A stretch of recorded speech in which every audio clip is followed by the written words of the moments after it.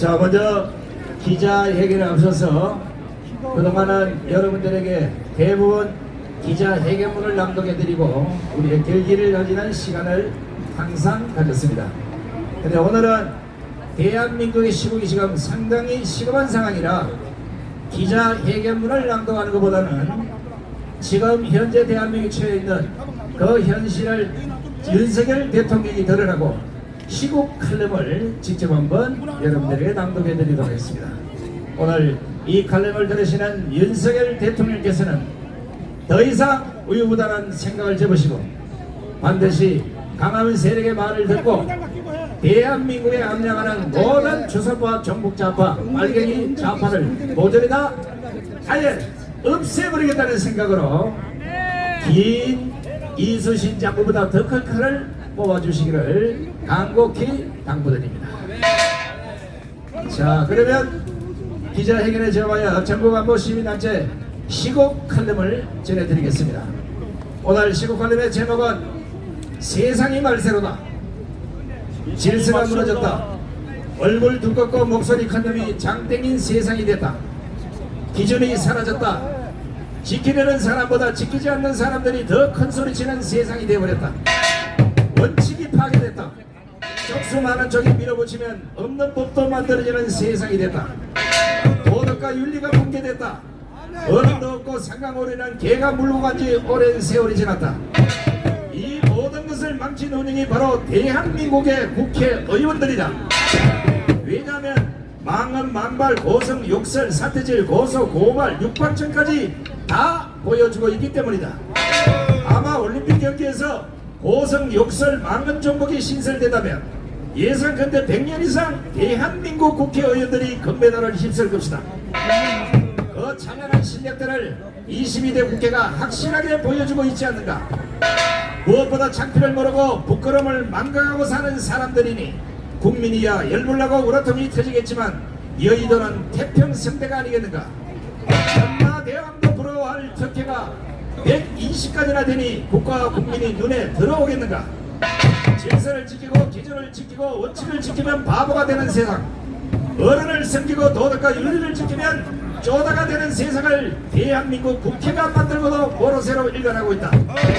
윤석열 대통령은 내년이 오기 전에 우리 사회 질서, 원칙, 기준을 윤리, 도덕을 바로 세우지 못하면 역대 가장 무능한 대통령으로 기록될 것임을 알아야 한다.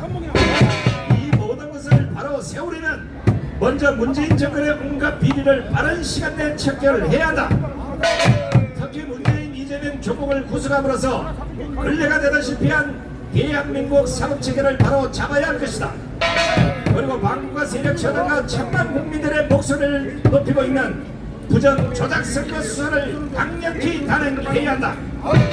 그렇지 않으면 대한민국의 미래는 희망이 없을 것이며 악인들이 지배하는 세상이 될 것이다. 그렇다면 임기 후반전을 맡고 있는 윤석열 대통령은 도대체 어떤 생각을 갖고 있을까? 반국가 세력과 총전선언을 노래 부르고 다닌 자들을 일벌백계 할 줄 알았지만 그것은 아니었다. 때문에 답답한 임기 전반을 상기하는 임기 후반도 반전은 보이지 않고 있다. 다만 검찰이 뒤늦게 움직인 듯하니 구린 자들이 발작 증세를 보일 뿐이다. 문제는 반전보다 임기 후반 무엇을 우선순위에 두고 있는지 도저히 감이 잡히지 않는다는 것이다. 민심은 흉흉해지고 지지자들조차도 등을 돌리고 있음에도 윤석열 대통령의 한박이 없다. 민심의 호소는 변하지 않았다. 임기 시작부터 지금까지 문재인, 이재명, 조국 구속이다. 4.10 총선 이후에는 국민 주권을 도둑질한 부정조작선거 원흉들 척결이다. 그런데 여전히 윤석열 대통령은 함흥쳐서다. 문재인은 2년 반 동안 태평성대로 살도록 가만두었다. 이재명은 차고 넘치는 범죄 혐의에도 불구하고 국회로 들어가 방탄 뚜껑을 뒤집어 쓰게 만들었다. 조국은 1심과 2심 모두 징역 2년의 실형을 선고받았다. 하지만 법정 구속을 하지 않아서 정권 공격의 선두에 세워졌다. 그런데 이들이 모두 윤석열 대통령과 김건희 여사의 공격 대장이 되어 좌파 여론을 끌고 있으니 이것이 얼마나 웃기는 일인가. 윤석열의 자업자득이 아니라면 짜여진 본으로밖에 볼 수 없는 것이다. 이들은 동결이 의기투합 방탄공조를 넘어서 운명 공동체까지 결성했다. 정권을 되찾자며 한 목소리로 윤석열을 끌어내리겠다는 것이다. 그것도 공개적으로 저격을 하고 있음에도 특별한 대책이 없어 보인다. 여론조사 기관을 믿지 않지만 윤석열의 지지율은 곤두박질 치고 있다. 이 상태로 가면 바닥을 뚫고 지하로 내려갈 수도 있다. 윤석열 대통령은 지지율 신경을 안 쓴다고 하지만 국민의 절반이 좌파 선동에 놀아나고 있음을 반드시 알아야 한다. 지금이야 천만 강함은 세력이 버티고 있으니 좌파 민심이 폭발을 못하고 있는 것이다. 하지만 윤석열 대통령의 냉철한 결단이 없다면 우파 민심도 결국 윤석열 대통령을 버리게 될 것이다. 그때가 되면 좌파 발작은 박근혜 대통령 불법 탄핵 때처럼 폭발할 것이고 윤석열 정권은 천하태평 세월을 아마 그때쯤 되면 끝장을 내야 할 것이다. 아니 우파에는 아예 관심이 없는 윤석열 대통령을 바라보고 있는 우파 국민들의 속은 불이 나고 화가 나고 우라통이 터집니다. 박정희 전두환 대통령처럼 강단 있는 우파 정신이 윤석열 대통령에게는 없어 보인다. 이러다 보니 화가 난 우파 국민들은 윤석열은 좌파다, 문재인과 한통속이다, 믿지 못하겠다며 서서히 등을 돌리고 있다. 그러면 거리를 지켜보려는 진성 우파들조차도 강함은 세력조차도 우라통이 터진다며 복장을 치고 있다. 검찰총장 출신 대통령에 대한 종북 세력 싹쓸이 희망을 접은 지도 꽤나 시간이 지났다. 좌파 몸통 척결에 걸었던 기대도 일찌감치 접었다. 그나마 부정조작 선거와 관련 특단의 조치를 해줄 것을 바라면서 7, 8월 38도에서 40도의 폭염에도 우리는 투쟁을 멈추지 않았다. 윤석열 정권의 반전 무기는 없다. 어떤 일을 해도 돌아올 것은 좌파들의 공격, 비난, 엄포, 계단뿐이다. 이런 것들로 임기 후반을 마치려면 차라리 지금 우파에게 탄핵을 당하는 것이 좋지 않겠는가. 국민의 입을 믿으면 박근혜 복사판이 될 것이다. 한동훈부터 배신을 때릴 것이고 탄핵 동조자도 여러 나올 수 있다. 있는 도끼에 발등찍히고 따르던 군사에 의해 등에 칼이 꽂혀 봐야 하겠는가. 한식에 주거나 책명에 주거나 마찬가지라고 하지만 윤석열은 그나마 살 길은 있다. 국정원이 보안감사에서 밝혀낸 조작 선거 가능성, 우파 국민들 스스로가 밝혀낸 각종 빼박 증거들, 이 좋은 무기를 가지고도 승부를 못한다면 윤석열은 애시당초 대통령이 되지 말았어야 했다. 이 말이 기분 나쁘게 들릴 수도 있겠지만 이것이 바로 윤석열 대통령이 모르고 있는 우파의 미신이다. 가랑비도 계속 맞으면 옷이 젖는다고 했다.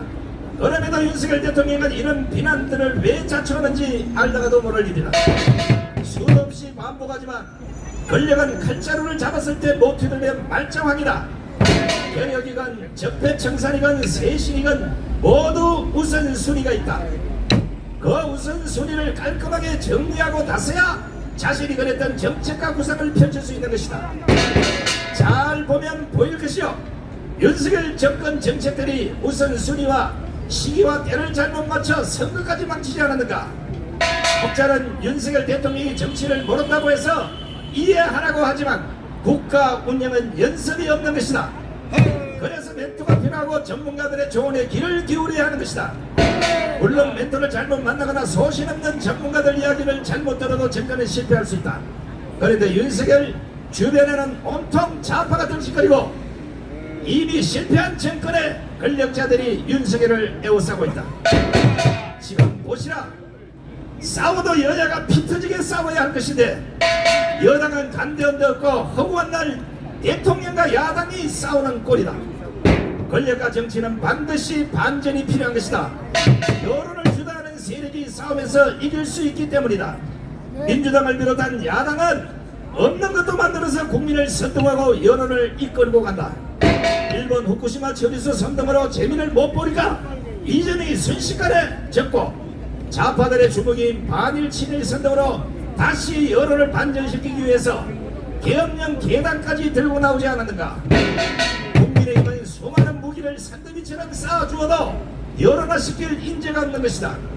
스피커도 없고 사운드도 없고 전사도 없고 장수도 없고 강단 있는 리더자도 없다. 민주당처럼 뻔뻔한 인간도 없으니 허구한 날 계단 방어하다가 날새는 꼴이다.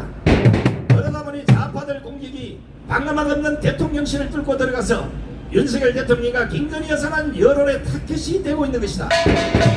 민주당은 싸움꾼이 풍년이라서 문제고 국민의힘은 싸움꾼이 흉년이라서 문제가 아닌가.